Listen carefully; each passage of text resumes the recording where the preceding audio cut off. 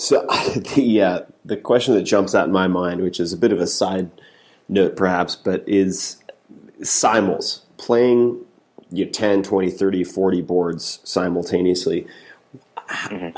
I'll try to ask a better question than how does someone do that, but at what point, what happens to a chess player when they go from an inability to play multiple boards simultaneously to being able to play multiple boards simultaneously? What is the sort of framework or thinking or experience that someone built up that allows them to do something like that, which to the average person seems like a Rain Man-like feat?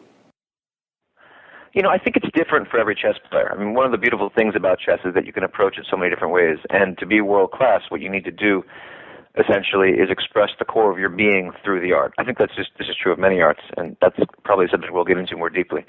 So you can have a very mathematical person who plays chess mathematically. You can have a very musical person who plays chess musically. Someone might be much more kinesthetic like myself, and it's sort of a feeling for flow and hidden harmonies and almost a physically energetic relationship to chess. When I first learned to play chess, when I was 6 years old in Washington Square Park, it was a battle. I loved the feeling of just going into a fight with someone and finding these hidden harmonies and finding where these animal passions mixed with this technical complexity. And when I much later, when I got much better playing simuls, it was sort of a higher level manifestation of that same kind of dynamic. I mean, for me, playing simuls it felt something akin to juggling a lot of balls and all of to each chess. I wasn't playing 40 different games, for example, separately. The flow of all 40 games would sort of coalesce into one larger sense of flow. And it was actually really interesting.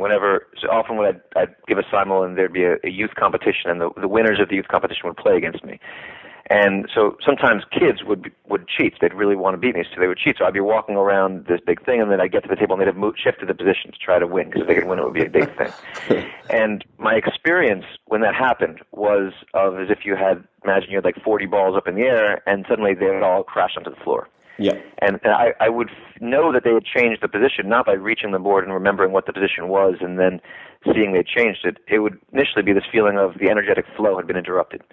And then I'd have to reverse engineer myself back to that one game, that one component of the flow, and then I'd remember the game, and then I would remember exactly what the position had been, and then I'd say, this was the position.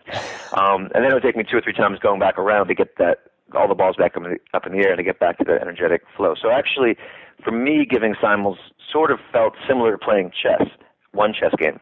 But that was my own relationship to it. I think that probably if you ask 10 different very strong chess players, that all give somewhat different answers.